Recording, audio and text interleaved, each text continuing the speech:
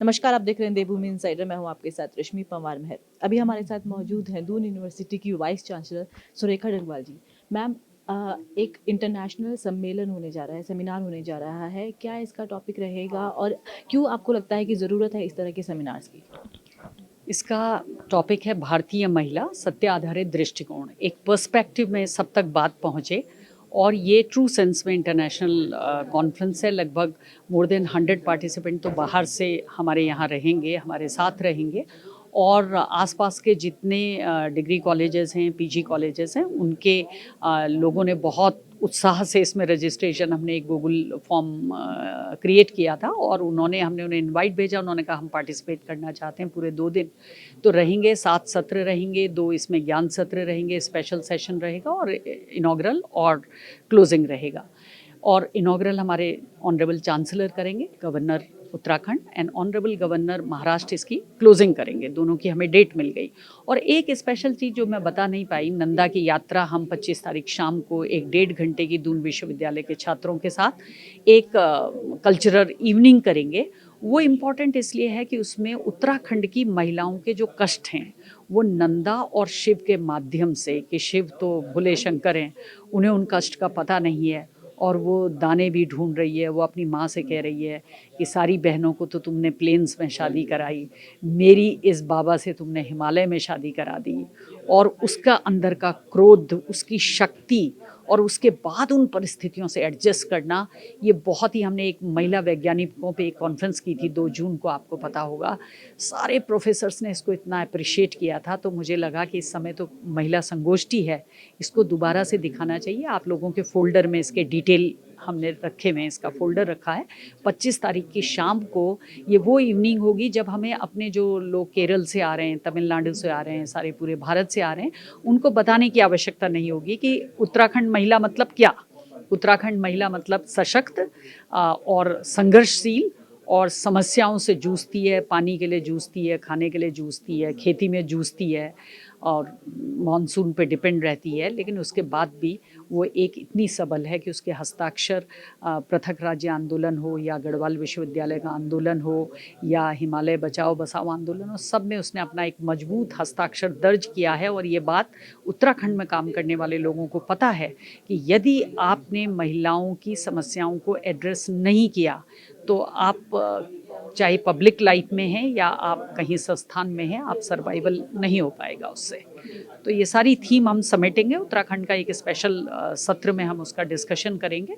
और मुझे उम्मीद है कि जिस तरीके से सशक्त महिलाएं, 4-5 तो वाइस चांसलर हैं गोंडवाना के और अहिल्याबाई होलकर और सोलापुर और एसएनडीटी, और ये सारे वाइस चांसलर इसमें पार्टिसिपेट कर रहे हैं। सबकी कंसेंट आ गई।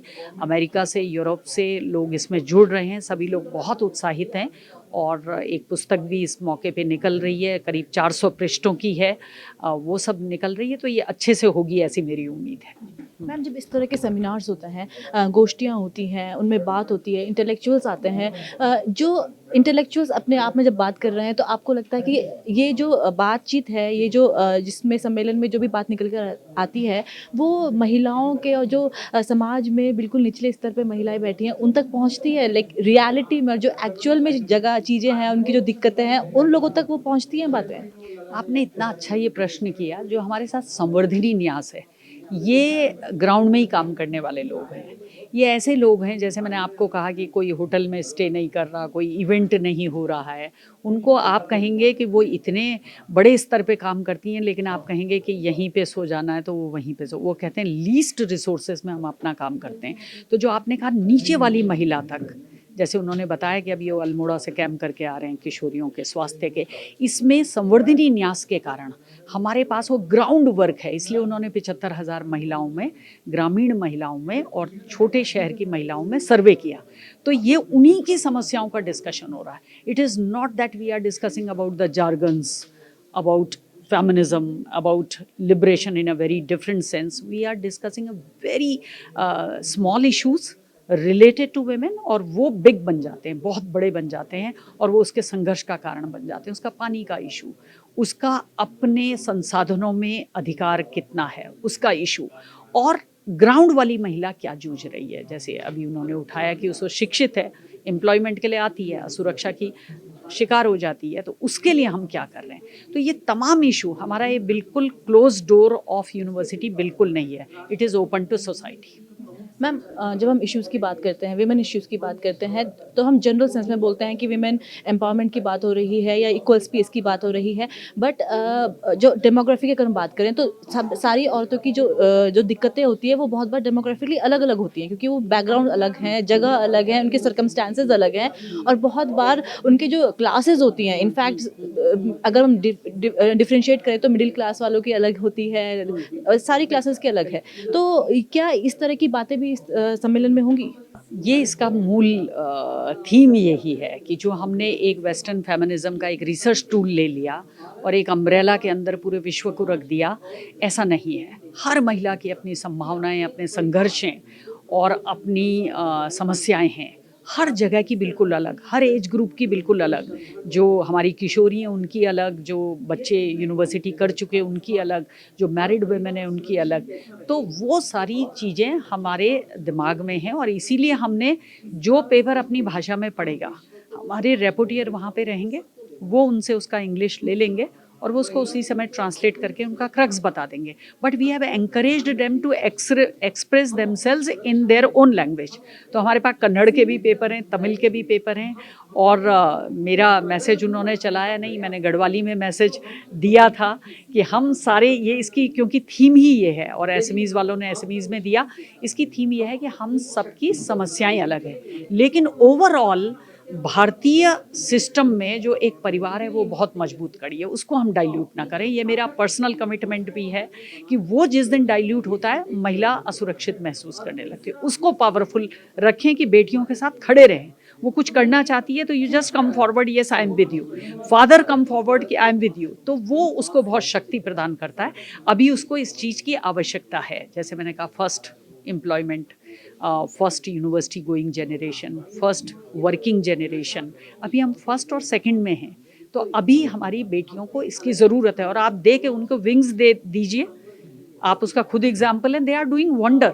एक बार वो अपने हाथ में काम ले लेती हैं तो वो वंडर करती हैं। उसमें मेहनत की ज़रूरत है और लोगों के दृष्टिकोण को ठीक करने की ज़रूरत है, बदलने की ज़रूरत है, कि बच्चों के भी दृष्टिकोण को बदलने की ज़रूरत है। Empowerment does not mean, not even, I don't want to use the word modern even, वो मॉडर्न भी नहीं है। वो जो भी वर्ड है जो हम देखा देखी करते हैं और हमें लगता है कि ये पावर का सेंस हम पे आ रहा है, पावर तो अंदर से आनी है और वो अंदर से तब आएगी जब आप कम्युनिटी के लिए काम करेंगे, जब आप महिलाओं के बीच में काम करेंगे और अपने क्षेत्र की महिलाओं की समस्या को, सरकार के लिए भी देखिए, हम ही लोगों ने काम करना है। सरकार के पास कोई ऐसा टूल नहीं है कि उनको एकदम सब कुछ पता हो जाना चाहिए। हम बताएंगे उनको कि ये और इसमें ऐड कर लीजिए, आपकी जो महिला नीति है उसमें ये भी ऐड करेंगे तो और इश्यूज़ अच्छे तरीके से आएंगे। मैम आखिरी सवाल मैं ये पूछना चाहूँगी कि अगर रीसेंट इवेंट्स की बात करें तो बहुत कुछ अभी देखा जा रहा है, सिर्फ उत्तराखंड ही नहीं, हम पूरे नेशनल इवेंट्स की बात करें तो उसमें भी बहुत कुछ देखा गया है वल्नरेबिलिटी को लेकर, कि जो कम उम्र के लोग जो होते हैं, महिलाएं जो होती हैं, अपने टीन एज में हैं या उसके बाद, उन जो लड़कियां हैं वो वल्नरेबल स्पेस में आ जाती हैं, चाहे वो घर से बाहर आ जाएं या, तो उस वल्नरेबिलिटी की अगर हम बात करें, उसको कैसे कम किया जा सकता है और कैसे उनको सशक्त किया जा सकता है? ये बहुत ही नेशनल इशू है और इसमें मुझे लगता है कि कानून का सहारा लेना पड़ेगा, क्योंकि जब आप एक स्पेस में आते हैं, you don't want to take responsibility. ये भी नई पीढ़ी की एक अजीब सी कहानी है कि they want to enjoy freedom, मतलब ये जनरलाइज स्टेटमेंट नहीं है लेकिन जो देखने में आता है, but at the same time they don't want to take responsibility. और अगर आप एक फैमिली स्ट्रक्चर में आते हो तो आप एक रिस्पॉन्सिबिलिटी आप पे दूसरे तरीके की आ जाती है। तो ये जो हमारी पीढ़ी है जिसमें आप कह रहे हो वो वल्नरेबिलिटी में महिला आ जाती है, लड़की आ जाती है, उसकी ट्रेनिंग की भी आवश्यकता है। थोड़ा कानून का अम्ब्रेला भी, जैसे आप लिव इन रिलेशनशिप में रह रहे हैं तो कानून उनको कवर नहीं करता, इसलिए ये दिक्कतें जो अभी हाल फिलहाल आपको देखने में मिलती हैं वो आ जाती हैं। और मुझे ये लगता है कि उसमें जो विक्टिम है वो फिर से लड़की है।